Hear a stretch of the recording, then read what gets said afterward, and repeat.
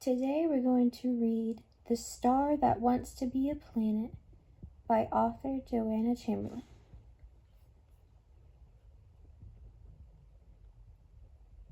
One twinkling night in the vastness of space, a little star named Twinkle sat alone, far away from the other stars. Twinkle sighed. "I wish I could be like the planets," Twinkle said, gazing down at the colorful orbs circling the sun. "They get to dance around the sun, and I only get to sit here and twinkle. What's the fun in that?" From nearby, a much larger star named Blaze overheard Twinkle's words. Blaze was old and wise and had been watching over the stars for years. Blaze floated over his light, flickering gently. "What's troubling you, Twinkle?" Twinkle looked up at Blaze with a soft glow. "I want to be a planet. They're so important. They get to move and spin around the sun. They have a purpose. I just sit here twinkling. I wish I could do more." Blaze chuckled warmly. "But my friend, being a star is an important job. You give light and warmth to the universe. Without you, the planets wouldn't even have the light to reflect. You're part of something much bigger than just spinning around." "I know," Twinkle whispered, "but I want to be a planet. Big, strong, and surrounded by moons. I just want to feel like I'm moving and doing something." One day, a comet named Cora zoomed by, her long glowing tail sparkling behind her.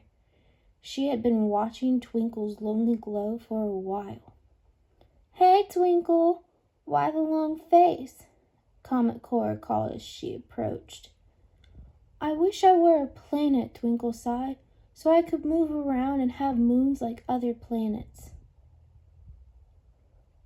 Cora thought for a moment, twinkling like stars. "What if I could make your wish come true? What if you could be a planet, just for a little while?" Twinkle's glow brightened. "Really? You can do that?" "Why not?" said Cora. "I have the power to grant wishes, but you have to promise me that you'll come back to your starry home once you've seen what it's like to be a planet."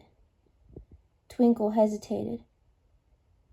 I promise I'll come back. I just need to know what it feels like."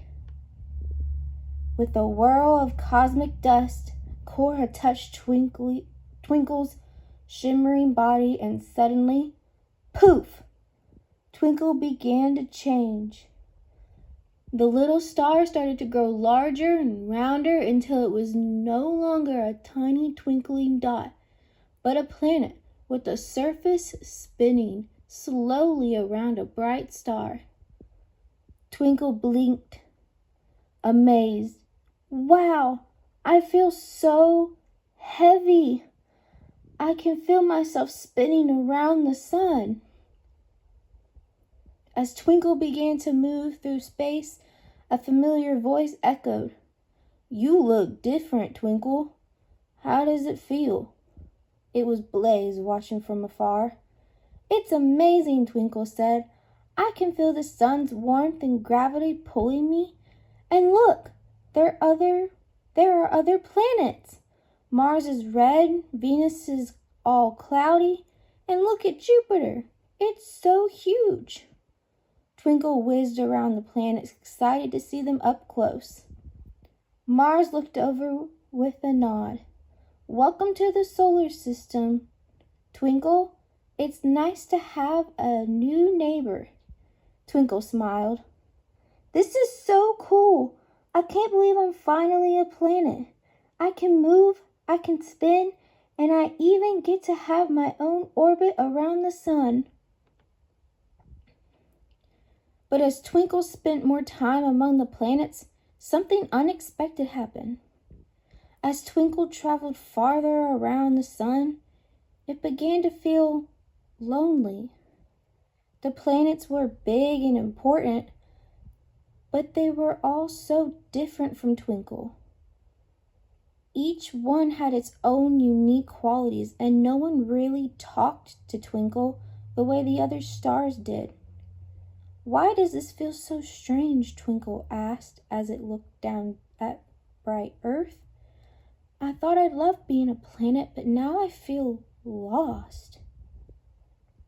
Jupiter, the largest planet, floated by with a deep, rumbling voice. "You're new around here, aren't you, Twinkle? You seem unsure." "I don't understand," Twinkle said. "I thought being a planet would be fun." Jupiter chuckled. "That's because being a planet isn't as simple as it looks. We have our own jobs, but we don't shine the way stars do. We move, we orbit, we hold moons, but we rely on the stars to light up the night sky and give us energy." Mars added with a smile, "And you, little Twinkle, are a star. You shine, you light up the universe, and that's something special. You don't need a planet to feel important." Twinkle's glow dimmed for a moment, thinking, "But I thought that being a planet would make me feel useful." "Useful? Oh, Twinkle," said Saturn, its rings spinning gently. "You are already useful. Without stars like you, we wouldn't have the light we need. You make the universe bright, and that's something no planet can do." Twinkle's light flickered softly.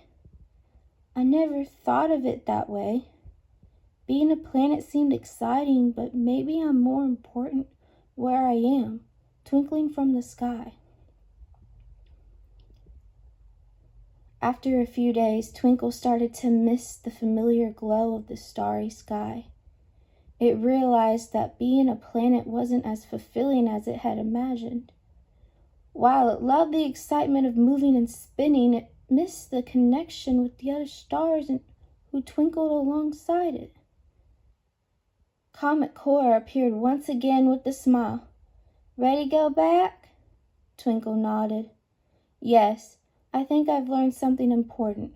Stars is just as important as planets, and I love my place in the sky." With a wave of Cora's icy tail, Twinkle turned back into a little star, shining brightly among its starry friends. Blaze, the wise old star, greeted Twinkle with a warm glow. "I see you had your adventure. How was it?" "It was amazing," Twinkle said, glowing even brighter. "But I realized something. I don't need to be a planet to be important. As a star, I light up the sky, and that is enough." Blaze smiled. "You've always been important, Twinkle, and now you know it too." The end.